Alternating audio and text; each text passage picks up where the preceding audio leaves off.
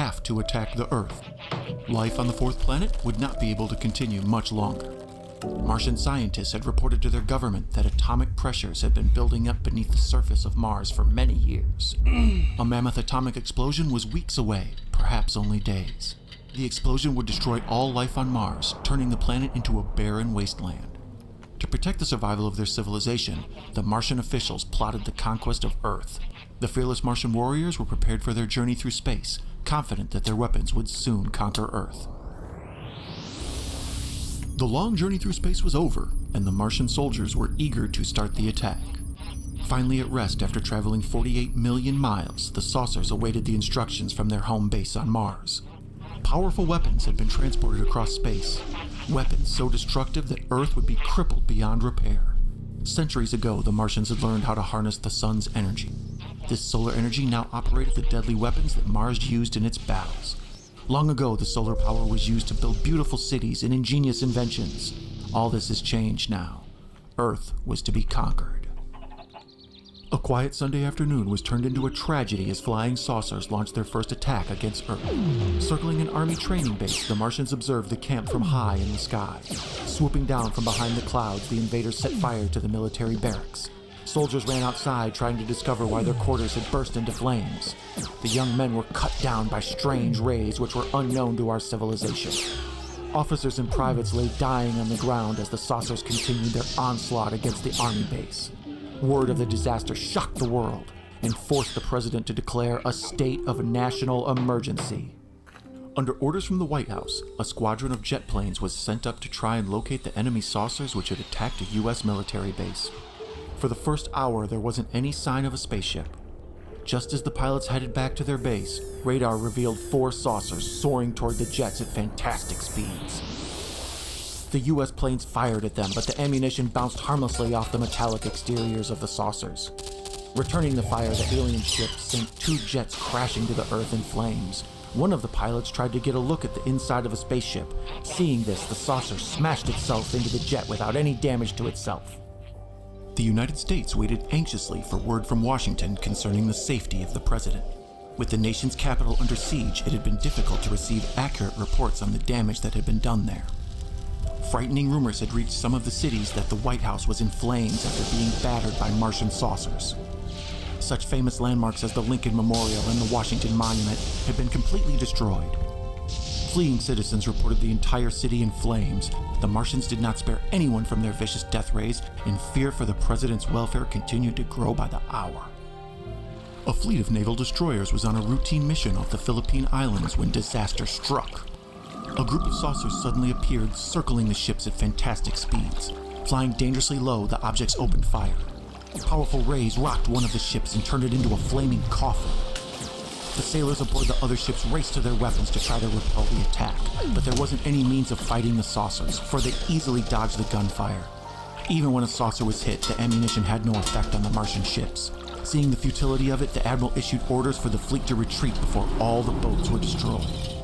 The Martian invaders struck out at the west coast of the United States as flying saucers released their potent rays over the Golden Gate Bridge while thousands were traveling home after a day at the office. At the height of the rush hour, the Martians attacked the mammoth structure, melting the huge beams that supported the bridge. Cars plunged into the icy waters, bringing death to the helpless passengers within.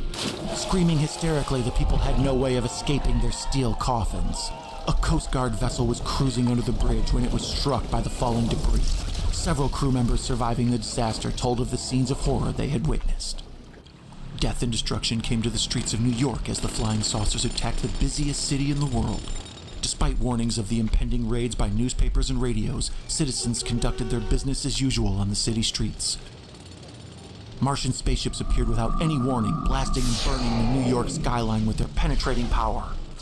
People panicked at the sight of alien spaceships, fleeing for shelter in buildings and subways. The death ray struck time and again, igniting Broadway with flash fires. People were trampled as they tried to escape the invaders' weapons. What once was known as the Great White Way had become a showcase of horror. The army rushed armed units into the city in an attempt to protect the citizens from the Martian invaders. Tanks and bazookas were a common sight on the streets, as people hid in their basements and shelters. Saucers constantly flew over the city, destroying buildings and lives with its deadly beams. Attacking the soldiers, the Martians fired their death rays at them. The helpless military force was turned into flames as the aliens continued their reign of terror. No known weapons seemed to be able to combat the saucers. Terrorizing the cities of the United States, the Martians had the people of America trembling with fear. The Empire State Building crackled in flames as hundreds of workers were trapped inside the famous skyscraper. The attack took place at the end of a working day, just before men and women were to leave their offices to return to their families. Thousands of lives were lost as people fled for their cars, hoping to escape the flaming city. Autos piled onto the roads, with police completely helpless during the panic. Fires sprang up everywhere as the saucers continued their assault on the city. The fire department was helpless because of the jammed roads. New York City was burning down, and no one could do anything to help. The flying saucers descended, landing on the outskirts of the city. Carrying powerful atomic weapons, the invaders stalked through the streets. Citizens trying to hide were wiped out with one blast from the alien heat guns. The Martians set about destroying the city, burning the homes, the schools, and the factories. All vehicles were demolished and communication was completely disrupted. Those that survived lived in a nightmare world, afraid to wander outdoors and yet facing starvation if they remained locked in their basements.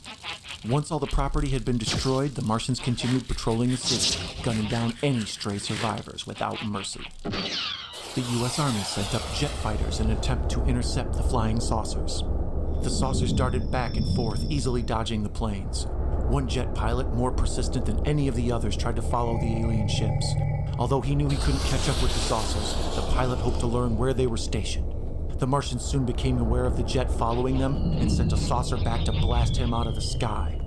The alien ship soared head-on toward the jet and fired its potent ray. The cockpit was instantly transformed into a flaming coffin, giving the pilot no chance to parachute to safety. From their observation post in the capital city of Mars, the Martian leaders excitedly watched the progress of the invasion against Earth. Their advanced civilization had developed TV cameras which were capable of sending pictures millions of miles through space. Through their long-range televiewers, they watched the Earth cities being destroyed. Paris was crushed under the potent heat rays from the saucers. London was immobilized as the Martians stalked the streets, seeking new victims. Rome's historical structures were demolished by the invaders. The Martian leaders were pleased with what they saw and toasted the future success of the invasion. The young doctor was driving home after visiting a patient when he heard a humming noise overhead. Looking up, the medic was terrified at the sight of a flying saucer tailing him. Curiously, the Martian seemed to be studying him in his car. As the doctor pressed his foot down harder on the gas pedal, the speedometer pushed past the 70-mile-per-hour mark. The saucer kept a steady pace overhead. Trying to outrace the Martians was useless, but the doctor further accelerated his speed to over 100 miles per hour. Powerful atomic beams flashed out of the saucer and glowed on the car. The rear of the auto burst into flames, and the car overturned into a ditch. No country on Earth was safe from the Martians' devastating attack. The saucers always struck swiftly and without warning, crippling the manpower of the world. The four corners of the Earth were drenched in blood as the aliens tried to crush all of the Earth's resistance to the invasion. In China, people were terrorized by frightful weapons that not even their folklore had foretold. Farmers who were nearly frightened to death by airplanes found the flying saucers to be twice as awesome. Believing the attacking saucers were the will of angry gods, the Chinese peasants made little effort to escape the slaughter. An emergency meeting of Parliament came to an abrupt end when Martian saucers attacked the famous hall. Ironically, the topic being discussed at the time was about military plans to beat back the space invaders. Burning a hole through the ceiling, England's top government officials watched the aliens drop into the assembly hall. Falling debris injured many of the statesmen before they could flee for safety. The Martians set fire to the building, and the flames soon crackled out of control. Several of the officials were burnt alive as they scrambled unsuccessfully for the exit doors. The usual reserved meeting hall was filled with screams of frightened men as the Martians entered. Nothing seemed to be able to stop the menacing invaders as they conducted their vigil of terror throughout the world. No barrier was strong enough to withstand the Martians' powerful weapons, which were slicing through concrete as if it were a slab of butter. Defenseless victims were whisked away during the night, leaving families without any idea of their loved one's fate. The aliens destroyed houses of worship, leaving the terrified population without any sanctuary to turn to. Fear and panic gripped the world, and civilization became paralyzed by the Martians' reign of horror. Army and Marine units were stationed in the countryside to try to protect frightened citizens that had evacuated the city. Families lived in caves, depending on nature for their food. The Martians, discovering this, sent warriors out to hunt them down. Watching the small back roads, the invaders destroyed all the humans they saw. A US soldier was patrolling his sector when he saw several Martians wrecking automobiles. Unable to control his anger, he darted out of his hiding place, determined to kill the hated enemy. Before the heroic soldier could strike, a ray from a Martian's gun ended his life. The Martian invaders used atomic ray guns as they patrolled the streets of the city. Any unfortunate Earthman in the path of the aliens was easily destroyed. Human flesh and clothing was not able to withstand the heat of radiation from the ray guns. A group of young men banded together in a plot to cut the oxygen lines on the Martian spacesuits. Creeping up slowly behind them, the youths were poised to strike. Suddenly, the spacemen whirled around as if an inner sense had warned them of their peril. Firing their guns, the invaders quickly wiped out their attackers. The Martians continued on their way, leaving only the charred bones of the brave youths behind them. The terror caused by the flying saucers was endless. It seemed as if the Martians always had a new form of horror to inflict upon the people of Earth. Often the invaders would clear the streets of wreckages by ejecting a giant shovel from their spaceships. The giant shovels would sweep the streets clear by depositing the unwanted material in the river or in a vacant lot. Once the Martians amused themselves by trapping a number of men and women in the powerful steel shovels. The people were pushed through the city streets, receiving bruises and gashes despite their cries of pain. The unfortunates were finally crushed against the walls of brick buildings. The hideous Martians walked through the cities, exploring the deserted buildings with curiosity. Often the aliens would rummage through vacant apartments, fascinated by the belongings of the Earthmen. The Martians seemed very intrigued by the dresses and suits left in the closets of the frightened inhabitants. In one closet, an Earth girl that had not fled the city cowered in fear behind one of her dresses as a Martian looked over her belongings. Spying the hidden woman, the creature snatched her in his arms. The girl kicked and screamed at the touch of the alien. The Martian was so startled by the woman's antics that he released her. Taking the opportunity, the girl fled. By attacking the food supply of the world, the Martians hoped that they would be able to bring the Earth to its knees. The leaders of the invasion ordered the saucers to destroy all of the animals and farmland that existed. Sweeping over the nations of the world, the saucers destroyed acre after acre of wheatland. Animals were burnt to death by the searing heat rays that the Martians fired. Farmers stood by watching helplessly as cows, horses, and chickens were destroyed. Trying to save as much of the livestock as possible, farmers hid the animals in shelters and barns. Some of the animals were even kept in the family's own living quarters to keep them safe from the attacks. Martian saucers constantly flew over the large city, scouting for signs of life. People rarely walked through the streets during the daytime, unless it was a matter of great importance.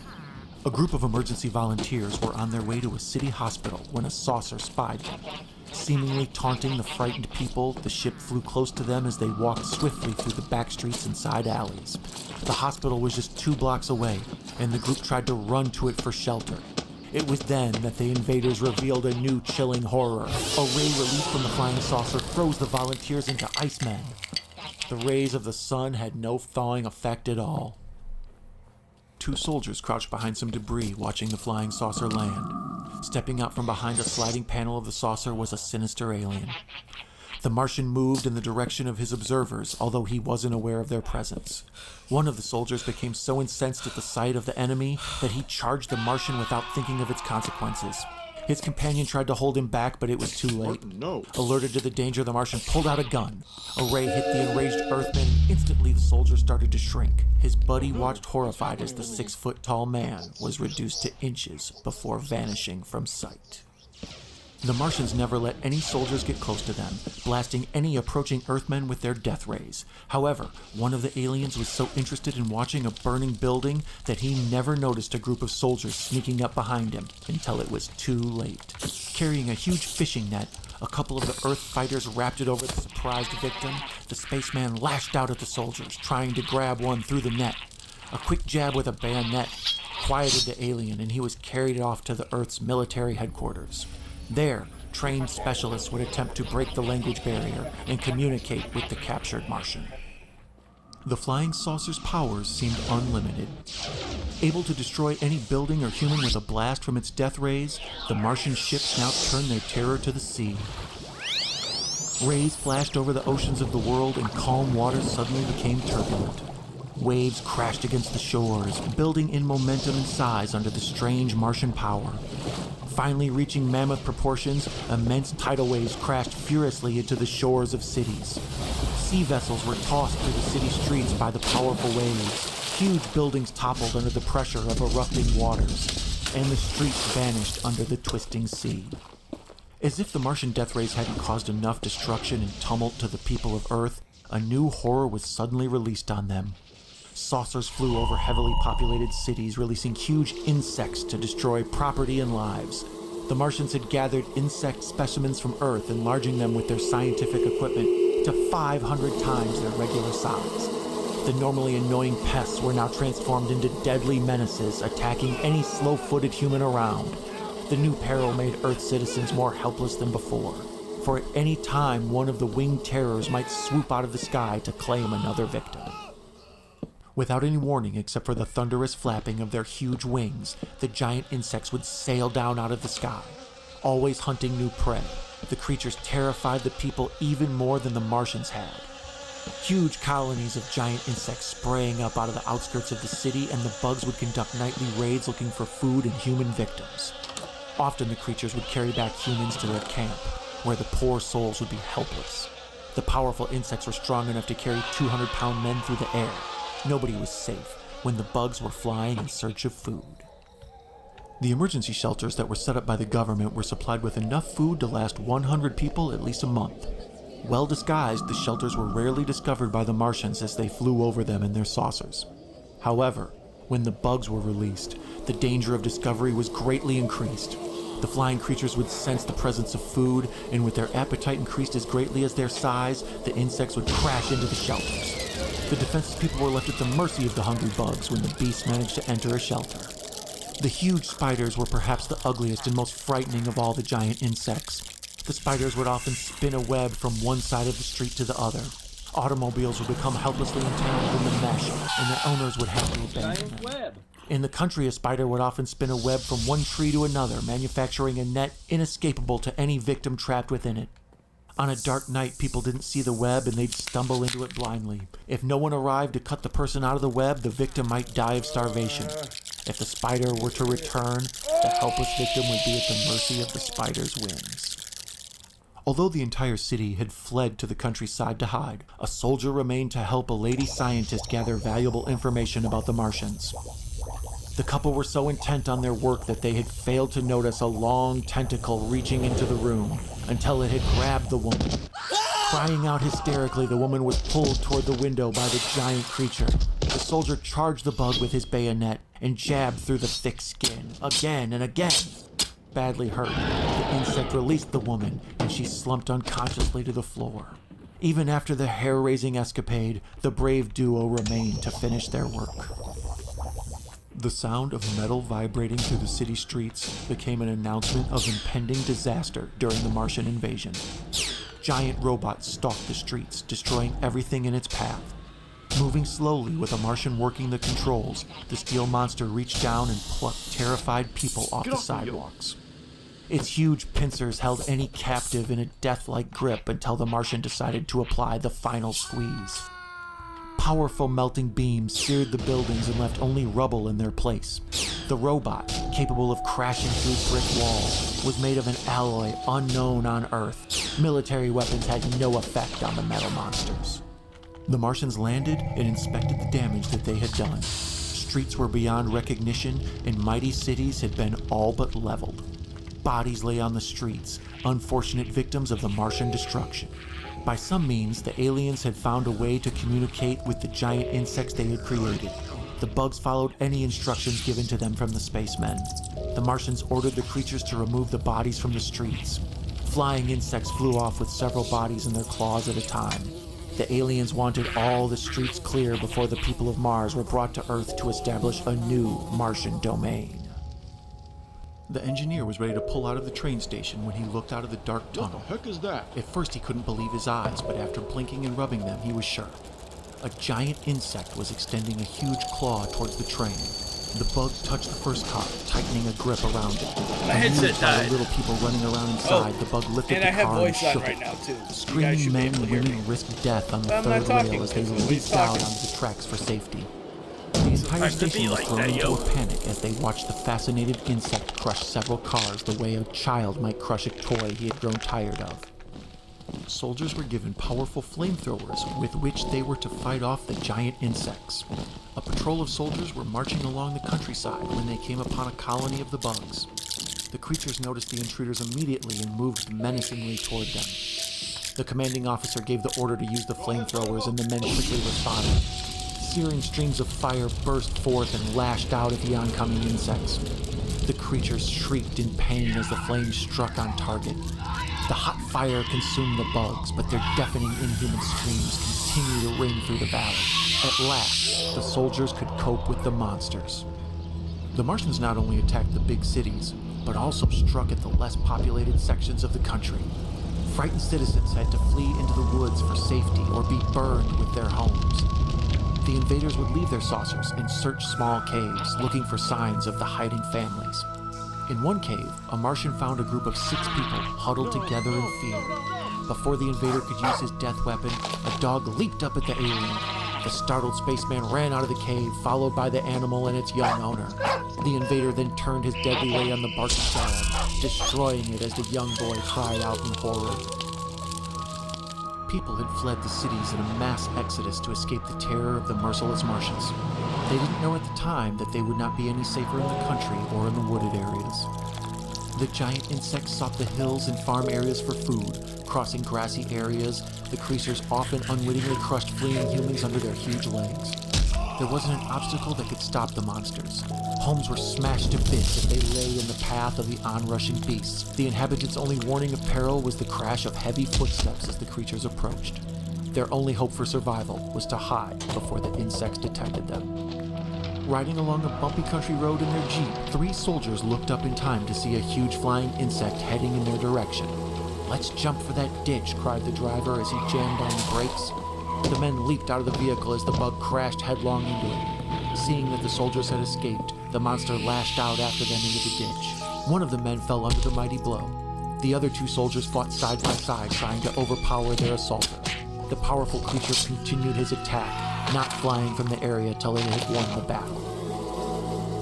Under the direction of their Martian commanders, a troop of giant insects united on a hilltop overlooking a U.S. Army camp. The weird cries of the bugs attracted the attention of the soldiers in the camp, and the men quickly prepared themselves for a battle. An immense line of creatures advanced toward the military establishment. Closer and closer the insects came, until the commanding officer gave the order to open fire. Rifle and machine gun fire crackled through the air and bullets blazed a trail of death to the insects. The towering monsters fell in their tracks as the hard-fighting soldiers won the battle. With military units unable to combat every giant bug around, citizens were left defenseless and at the mercy of the destructive brutes. One giant bug marched across the Texas plains, destroying a fortune in livestock and ranch homes. Planes attacked the bug but failed to stop it as the monster plodded forward. Just on the outskirts of one of Texas's largest cities was a hydroelectric dam which supplied most of the state's electric power. High-voltage electric wires surrounded the dam. The giant bug headed straight into the death-charged wires. Sparks were shot off in every direction as the bug became entangled in the lines. The electricity destroyed the monster. The streets of Paris were in an uproar. People screamed hysterically, running in every direction, trying to escape the monsters of destruction. Parisians watched in wide-eyed horror as gigantic insects released from the flying saucers twisted through the famous avenues. A huge caterpillar more than 1,000 feet long weaved itself around the base of the famed Eiffel Tower. Slowly it writhed its way up the steel structure, intent on reaching the top of the 987-foot site. The metal beams, which had withstood vicious hurricanes in the past, had never before been put up to such a test of strength. The tower swayed to and fro until the strain snapped it in two. The President of the United States called a special emergency meeting with his top military agents and strategists. Midway through the discussion of the plans of the counter-invasion, an Army lookout dashed into the hut.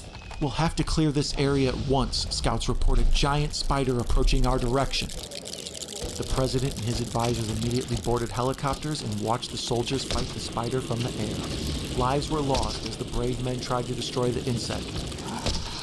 Without the proper weapons to combat the bug, the surviving soldiers were forced to flee. Helicopters cruised over wooded areas, always on the lookout for giant bugs. When one was spotted, word was flashed back to the military forts giving the exact location of the insect. The fort immediately dispatched enough artillery and men to fight the menace. One monster was spotted a mile south of Fort Bragg in North Carolina. U.S. tanks surrounded the giant bug, blocking any possible escape path. A steady barrage of ammunition ripped into the insect, pushing it backwards into one of the tanks. Soldiers hurled handheld grenades at the weakened creature and they exploded the bug's heavy shell. The attack continued until the men were sure they destroyed the insect. Giant winged insects flew through the skies of the earth, often grabbing terrified people off the streets and flying away with them. Huge and powerful, the monsters could crash into fleeing automobiles and overturn them without any damage to themselves. The only means of combating the flying menaces was with helicopters. Crack shots were sent up with guns and ammunition with orders to bring down the winged terrors. Battles in the sky were common over city streets as the insects dodged the bullets to survive and at the same time tried to ram into the helicopters. The brave men in the copters were in constant peril, but gallantly continued their fight. A jet bomber on a mission across the country saw a giant bug moving close to a populated village. The pilot flew as close to the ground as he could get and released several bombs. Off target, the bombs didn't kill the bug, but badly wounded it. The insect bellowed loudly in pain, terrifying the inhabitants in the nearby village. Soldiers quickly arrived on the scene and battled the crazed insect. Maddened by its wounds, the monster lashed out viciously at any moving objects near it. Bazooka shells were fired at close range, inflicting further damage to the insect. With one last furious cry, the monster turned over on its back and died. Military units from all over the world reported to their nearest rocket bases, which had been quickly set up by the newly formed Space Committee. Governments from every country on Earth worked hand in hand to fight the menace from Mars. Tanks, guns, rocket planes, and soldiers were loaded into spaceships, ready to continue the vicious war with the Martians on Mars. Men from the ages of 16 to 45 were given quick physical examinations and enlisted into the Earth Army. Volunteers flooded into the recruiting centers as brave citizens showed they were eager to fight the worst peril that had ever threatened civilization. The Earth spaceships were close to Mars. Hypnotized by the beauty of the planet, the soldiers were snapped back to reality by the sharpness of the commanding general's voice over the communication system. In 5 minutes, we will begin dropping atom bombs on Mars. We will hope that these bombs will cripple any Martian resistance that we might otherwise expect. The general signed off and the soldiers rapidly reported to their assigned positions. Soon the communication system clicked on and the general spoke again. The Martians have set up a force field. The bombs are exploding in midair before they reach the ground. Our men will have to land and fight. The rocket ships that had brought the counterattack circled Mars, looking for that safe place to land. All the tanks and heavy artillery that would be needed to fight the Martians were aboard the spaceships. Several scouts were sent down ahead of the ships by using parachutes with rocket packs on their backs. Hoping to land secretly, the soldiers were startled to see several Martians wandering in the desert. Opening fire, the Earthmen blasted the Martians before they could spread an alert back to their domed cities. The Earth fighters wanted a chance to mobilize fully before the space war continued on Mars' soil. For this battle, the Earthmen wanted to make sure they were well prepared. The Earth soldiers stormed out of their spaceships, eager to repay the Martians for the damage done to their home planet. High in spirits, the men spoke hopefully of a swift victory over the enemy. Crossing a large sand dune, the troop of soldiers suddenly stopped and stared in wonder. Sprawled across the desert sands was a magnificent domed city. The sight was breathtaking. It was evident the Martian builders were years ahead of Earth's architects. The Earthmen paused briefly, inspecting the spectacular city from the distance. The leader of the troop gave his orders, and the soldiers continued toward the dome, with revenge in their hearts. The Earthmen fought the Martians in hand-to-hand combat on the outskirts of the domed city. Puny in size, the Martians weren't any match in a test of physical strength with the powerful soldiers. The Earth fighters often lifted one of the aliens over their heads and hurled them through the air. Continually pouring forward and attacking the soldiers with knives and blunt instruments, the Martians hoped to destroy their oxygen tanks. The superior fighting force won out as the Martians were pushed further and further back into the domed city. The Earthmen knew that somewhere within the city was the Martians' power source. Their aim was to destroy the power center. Across the sands of Mars rolled the powerful tanks from Earth. The tanks crashed their way into the domed city. Several Martians charged the steel vehicles with death rays in their wings. Before the Martians could fire, a blast from the tank dropped them in their tracks. The tanks rolled forward, crushing anything in their path, and always heading toward the huge power source in the middle of the domed city. The Martian scientists saw the tanks coming, but there was little they could do to protect themselves. A parade of Earthmen streamed into the power center after the tanks, smashing the equipment. The soldiers marched through the city, looking around at the magnificent Martian buildings with respect. The closer they inspected the structures, the more wondrous the alien technology appeared. Suddenly, heavy metal footsteps echoed through the streets. Looking upward, the Earthmen saw a 50-foot metal man rapidly stalking toward them. Without hesitating, the soldiers quickly prepared to battle the machine. Powered by remote control, the Martian monster reached down and plucked one of the fighters in its steel claws. A barrage of grenades struck the robot, sending it spinning backwards. An army bazooka hit its mark, and the robot crumbled, disabled to the ground. All across the planet of Mars, the domed cities lay in ruins. Martian victims were sprawled across the desert sands, many badly wounded and others beyond repair. The advanced civilization had been beaten into the dust under the force of Earth's violent counterattack. The Martian buildings and monorails, which had taken years to build, were all gone. Sinister vibrations and rumbles were continually registered from the interior of the planet. The dangerous atomic pressures were rapidly building up to the climactic point, and it was now only hours before the explosion which would destroy Mars. The Earth army piled into their spaceships and left the doomed planet. The once magnificent cities of Mars lay in burnt destruction. The Earth's counterattack had completely shattered all civilization on the hostile planet. The triumphant Earthmen returned to their rocket ships and took off for home. With the Martians already badly battered, the worst was yet to come. Atomic pressures in the interior of Mars, having reached a dangerous level, suddenly erupted with terrific force. The shockwaves from the immense explosion rocked the spaceships as they traveled back toward Earth.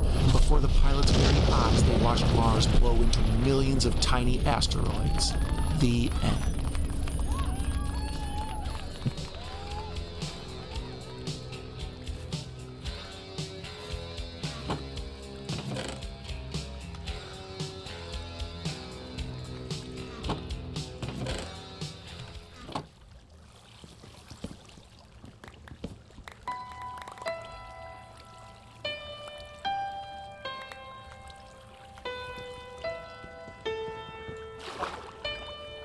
When I was a young boy, my father took me into the city to see a marching band. He said, son, when you grow up, would you be the savior of the broken, the beaten, and the damned? He said, will you defeat them, your demons, and all the non-believers, the plans that they have made? Because one day I'll leave you a phantom to lead you in the summer to join the Black Parade.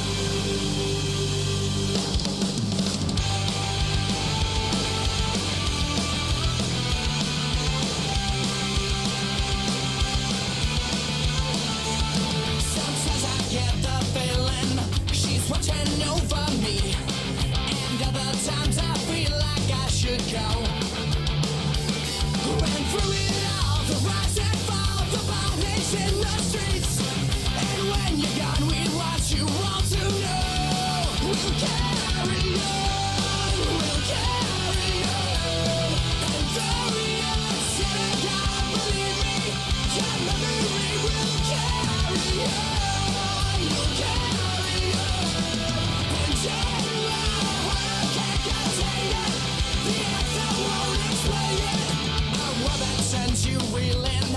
from decimated dreams.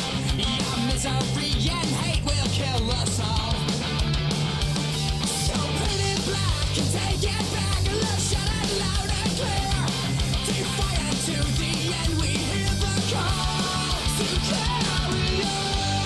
We'll carry on. And though we are setting out, believe me, your memory will carry on. We'll carry on. And though we are broken and defeated, you're weary with our marches. Now we carry through the fears.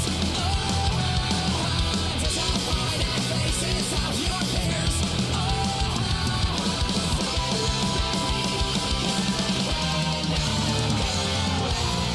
Till we die, you'll never make me, because the world will never take my heart. But we try, you'll never break me. We want it all, we wanna break this, but I won't explain or say I'm sorry. I'm unashamed, I'm gonna show my scar. Give a cheer for all the broken.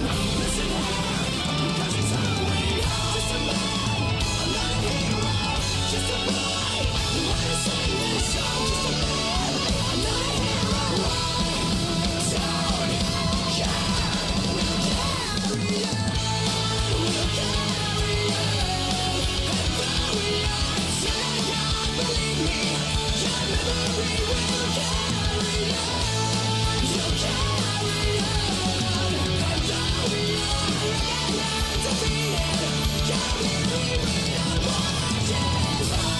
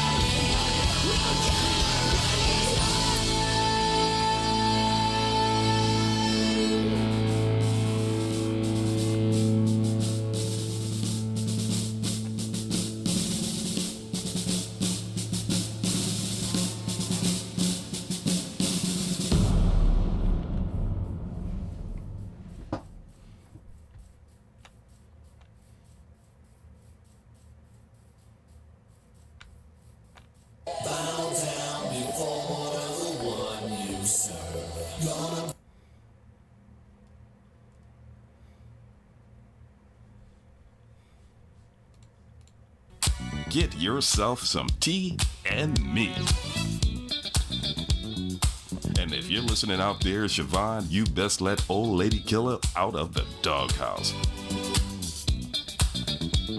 Cause he's ready to freak on your squeak box, baby. Fever. You got the fever.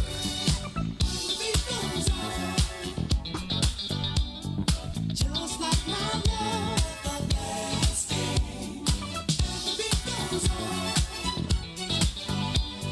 still moving strong, on and on. Do you ever wonder? Got to win, somebody's got to lose. I might as well get over the blues. Just like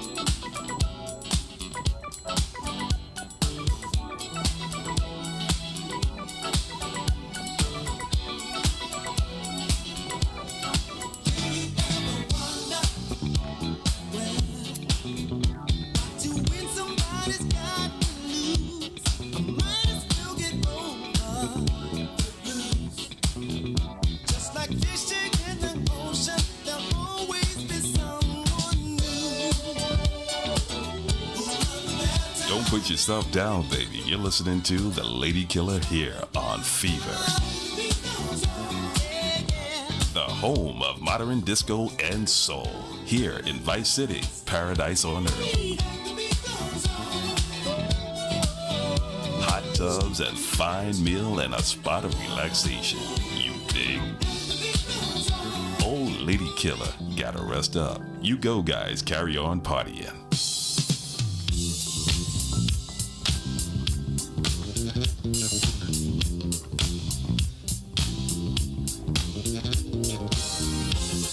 Yeah, you ought to know. Act just like you know. Whoa, you just ought to know.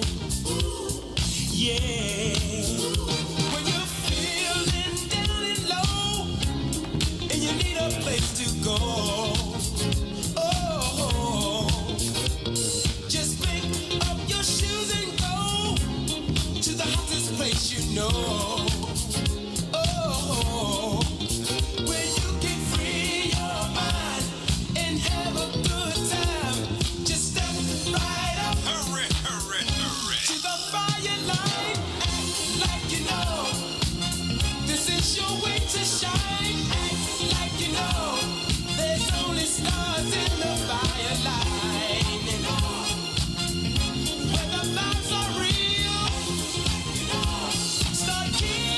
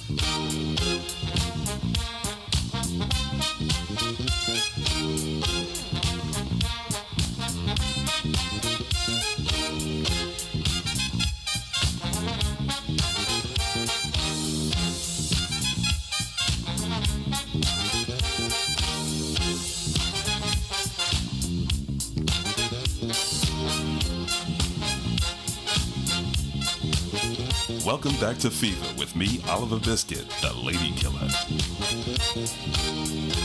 Let's take your temperature. Oh, baby, you're frigid. Remember, it's Saturday night, every night, with the Lady Killer. You can apologize in the morning. Fever 105. How do you like to enjoy a Rusty Brown's ring donut? I like to lick lovingly around the outside and then thrust my tongue in the middle. I like to munch it vigorously. I just love the batter all over my face. On Friday nights, I just can't stop eating Rusty Brown's ring donuts.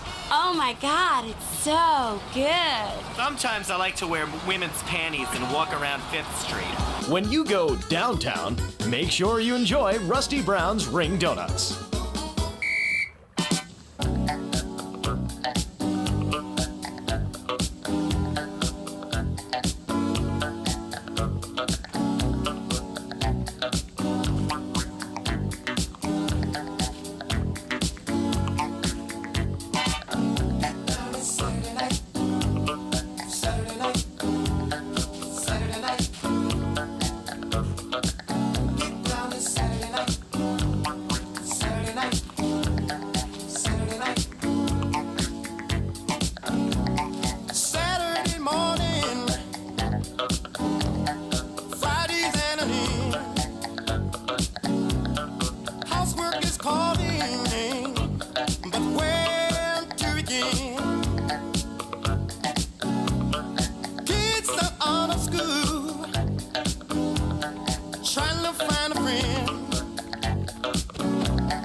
Everybody's busy.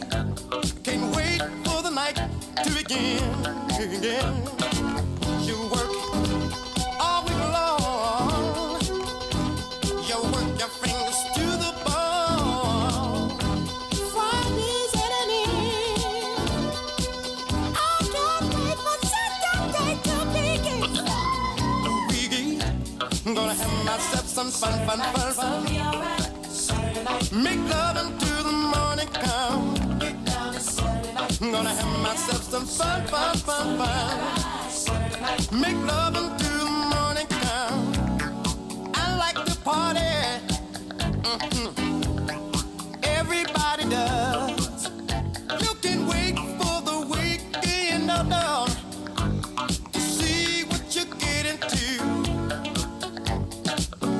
But you got to get down. Even if you stay at home, make love and listen to some music. You got to let yourself go. You work all week long. You work your fingers to the bone. Friday's at an end, yeah.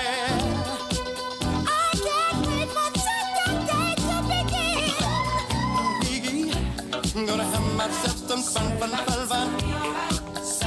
I'm making love until the morning come. I'm gonna have myself some fun. Make love until the morning come. In New York, in Detroit, hey. In New York, in Detroit, even in LA.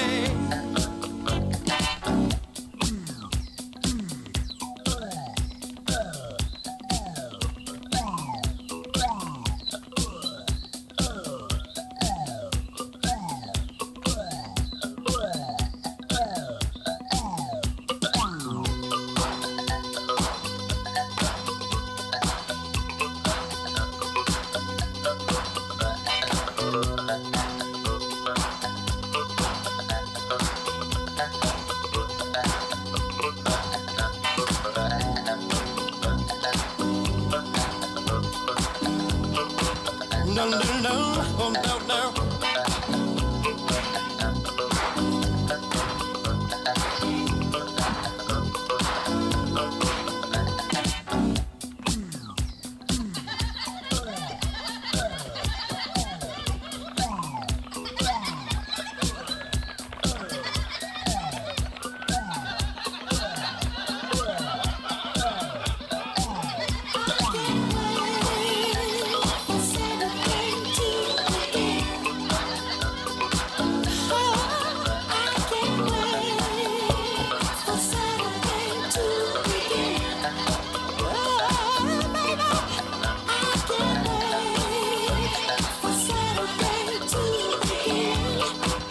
You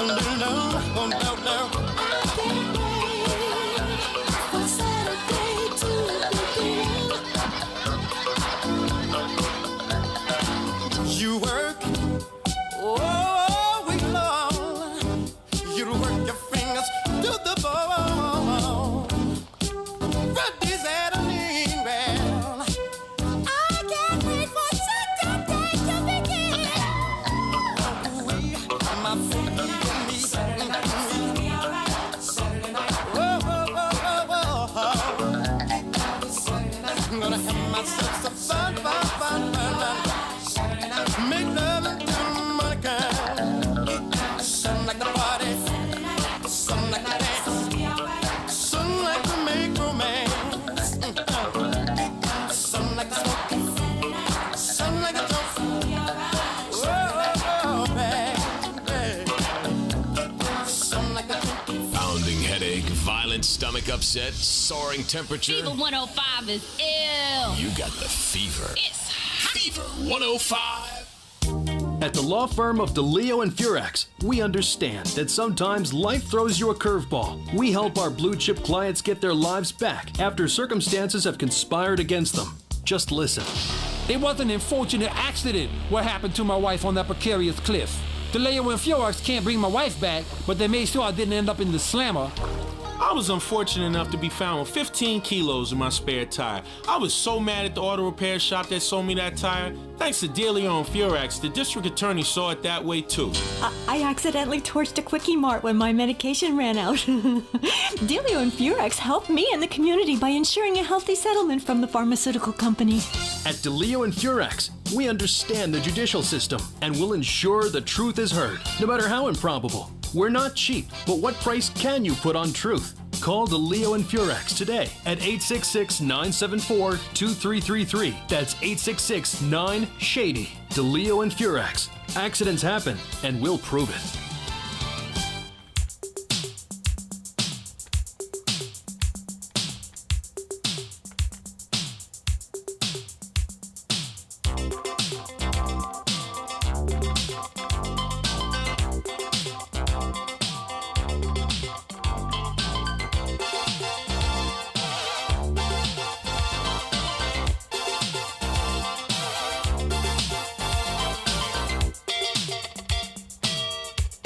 This is the Lady Killer here on Fever, and this next record is Automatic. Look what you're doing to me. I'm utterly at your whim. All of my defenses down. Your camera looks through me with its X-ray vision, and all systems run aground. All I can manage to push from my lips is a stream of absurdity. Every word I intended to speak winds up locked in a circuitry. No way to control it. It's totally automatic. Whenever you're around, I'm walking blindfolded, completely automatic. All of my systems are down, down, down, down.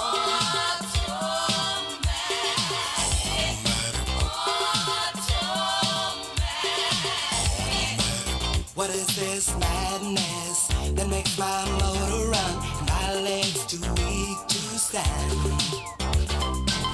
I go from sadness to acceleration like a robot at your command. My hands perspire and shake like a leaf. Up and down goes my temperature. I summon doctors to get some relief, but they tell me there is no cure. They tell me no way to control it.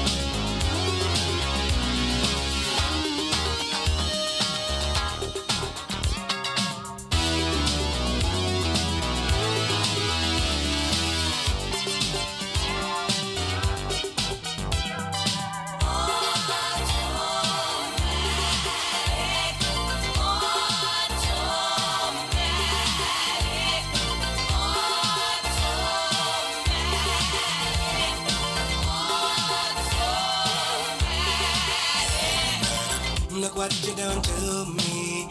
I'm utterly at your whim. All of my defenses down. Your camera looks through me with its X-ray vision, and all systems run aground.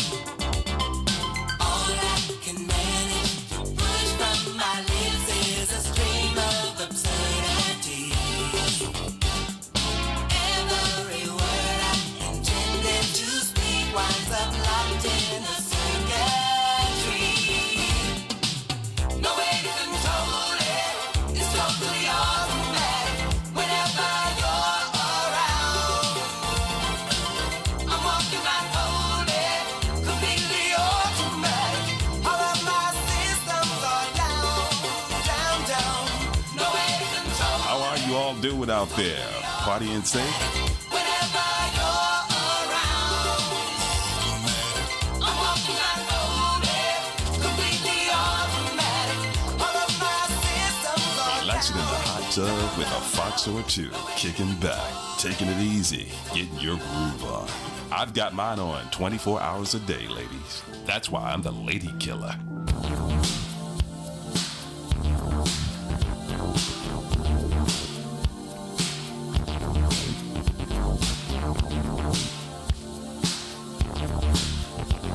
I got the fever, baby. Word to daddy. Fever 105.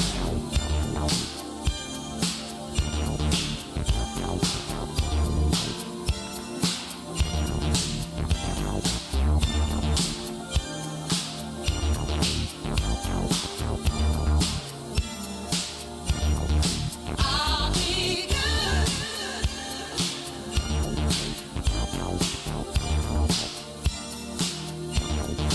I'll be good.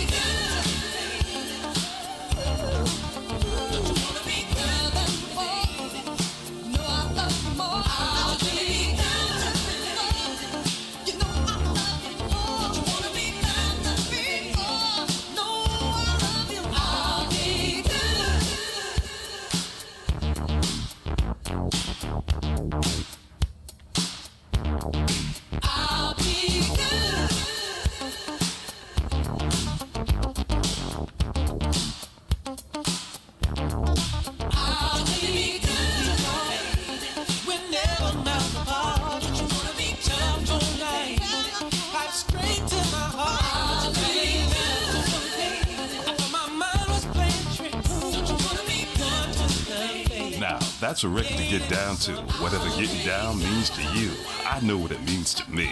It means getting down with some women's putting on a little soul on the high five system, changing into something comfortable, like a velour sweatsuit, and playing records just like this. Fever 105. Hey, boy. Would you meet me on the roof tonight? I got a surprise for you.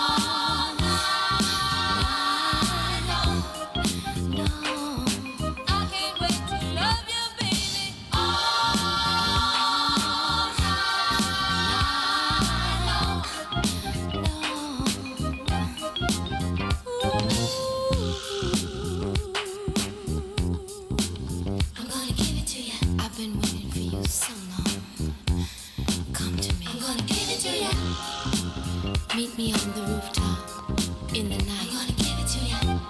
Come and get my love delight. Oh, something's got me so delighted, baby. I see your face in everything I do. You got me shook up, shook down, shook out on your loving, and boy, there is just no way I'll ever get over you.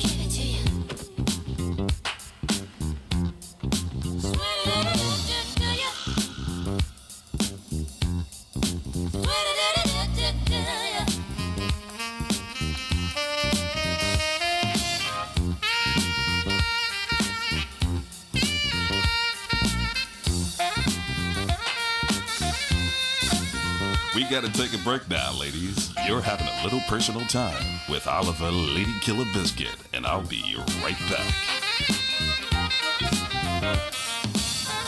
When we come back, I'm gonna get freaky. Why don't you go powder up your nose or something? I'll be back.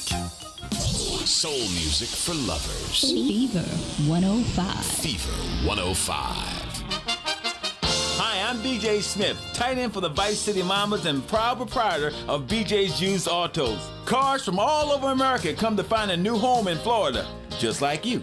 I moved here after the draft. Football, not Vietnam, even though they do have a lot in common. I noticed there was one thing missing from this great town, a celebrity-endorsed used car shop. That's why I founded BJ's Used Autos. Every one of these beauties is freshly painted. They look brand new. We have new models coming in every morning, usually around 2 a.m. We can get you anything. And if you see a car of your dreams, tell us. We can acquire it for you. I've taken the skills I've learned as a pro football player to the used car business. Smash, grab, and run like hell. BJ's Used Autos. I'm tackling low prices with hot cars. Maxing and relaxing, baby. Fever 105. Ooh, yes. I ain't done yet, baby. No way. You best pack a sack lunch.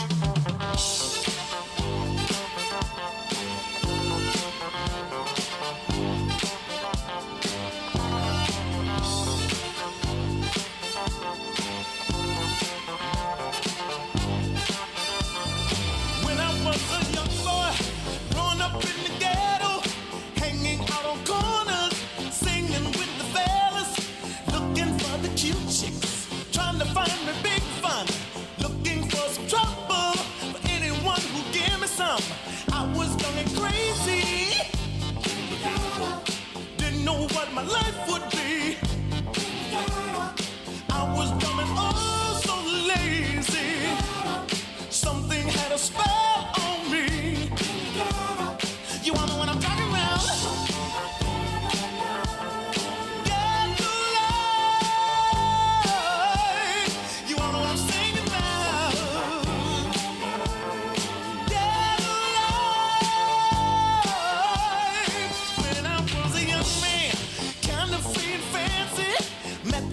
Cute girl, she said her name was Nancy. She had pigtails to her shoulders. She couldn't have been much older. She taught me what I had to know to make a girl not wanna go. She was young and geeky. She laid her pigtails down.